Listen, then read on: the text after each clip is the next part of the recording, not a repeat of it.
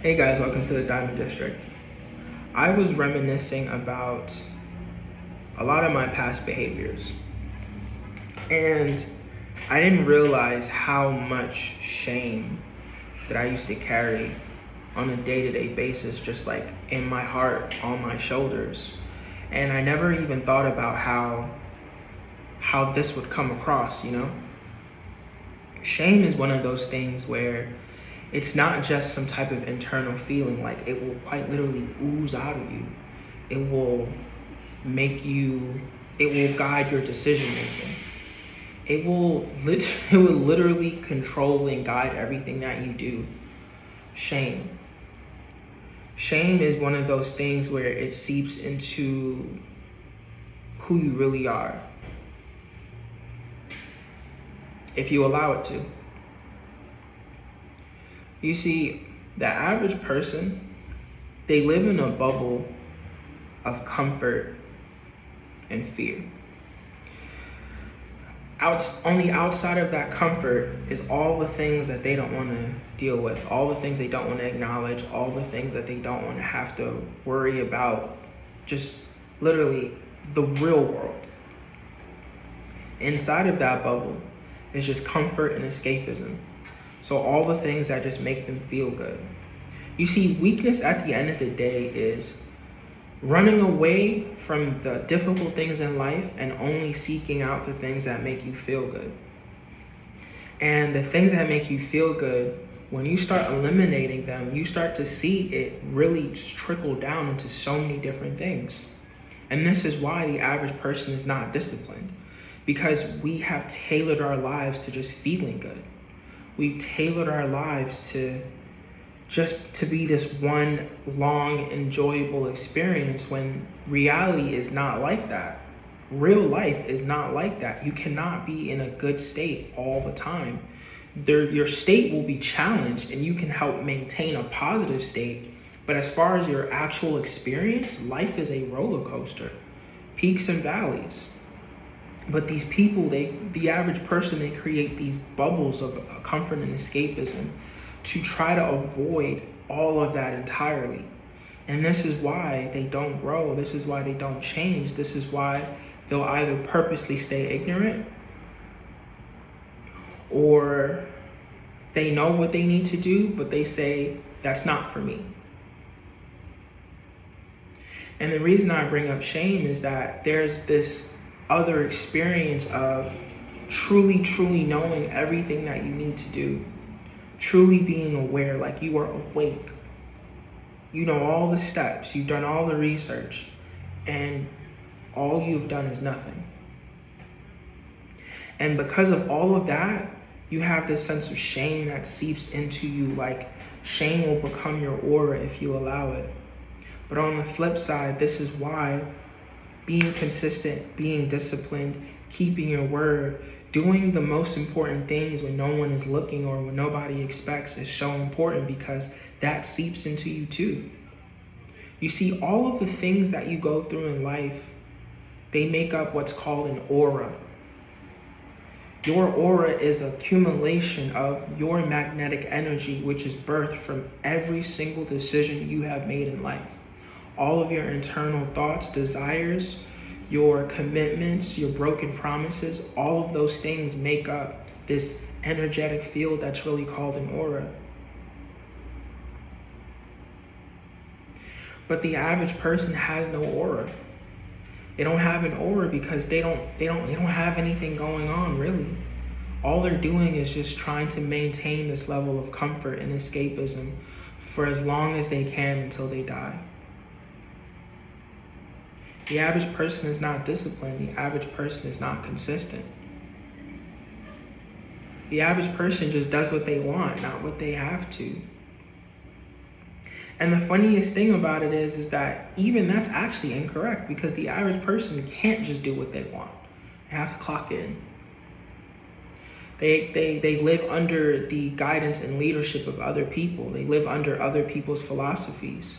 Actually, it's the other people, it's the outliers, I'll call them 5 or 6%, because not everybody is rich or something like that, but There is such a small amount of people in this world who are actually genuinely disciplined, genuinely consistent.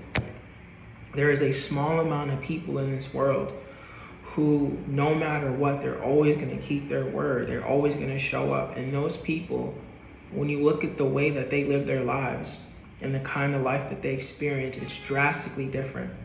They're stronger, they're more resilient. They have a much more vivid imagination. They're willing to go out there. You know, they feel fear, but they still move forward, which is what courage is for. Understand this, right? And this is one of the most interesting realizations I've had in my lifetime, which is just courage cannot exist without fear. Everybody feels afraid. Everybody deals with that. But the ability to do what you need to do or do what you want to do regardless of your fear is what courage is. But the average person will never experience that. I don't want to be average. I don't. It's why I make these videos. It's why I keep posting beats regardless of what type of reception that I get. It's why I left home when I was 20 in the first place. It's why me not wanting to be average is the root of so many different reasons and fears. But you know, as I remove the vices, as I cut away so many different distractions and stuff, I see that this seed of being average is something that is not only just in me, it's in everybody, and you have to destroy it, you have to eliminate it. It comes in so many different forms, but ultimately the seed of averageness just comes from wanting to feel good in a situation where that is not the priority. It's not. Being on a strict diet is not going to feel good until it becomes second nature. Going to the gym consistently is not going to feel good until you suddenly realize you don't feel comfortable going a day without going to the gym. Going to school, list out any type of hard activities, and I assure you, it's not going to feel good until you reach the point where you can't see yourself not doing it. Because once you cross that threshold, congratulations, you're no longer average. So don't be average anymore. Get to the other side of that. Get to the other side of that. And honestly, I'm almost there. It's just this diet shit. You know, I keep making excuses and I keep kind of giving in. And it's minuscule compared to cutting everything else off, which had such a crazy hold on me. But food can be an addiction. And this is what I mean about the seed of average. If you just chasing, if the root of a lot of your decision making is to feel good and not produce good results, you are making average decisions. Because you're choosing what is easy and not what is hard.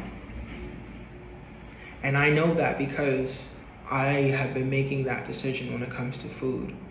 And people might really find that to be so minuscule.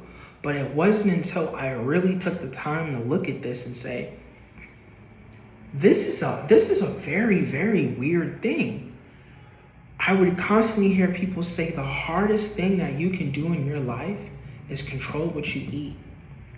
And it wasn't until I really took the time to sit down and analyze my eating behaviors of okay, this is what I need to eat, but this is what I'm eating.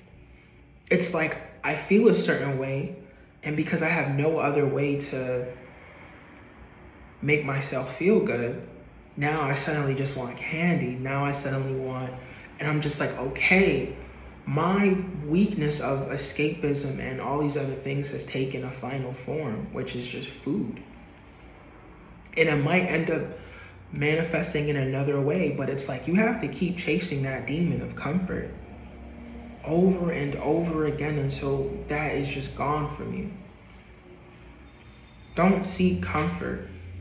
Don't seek anything that is just to feel good. Because ultimately, those are the things that do you in. You stay with somebody who makes you feel good, but are they good for you? Are you in a situation that makes you feel good, or are you in a situation that's good for you? Think about that. Think about that and analyze your life, because it's some shit I need to fucking do. Am I doing things that make me feel good, or is it good for me? Anyway, I went way further than I wanted to, but I just gotta get this shit off your chest, you know? I hope this helps somebody out there today.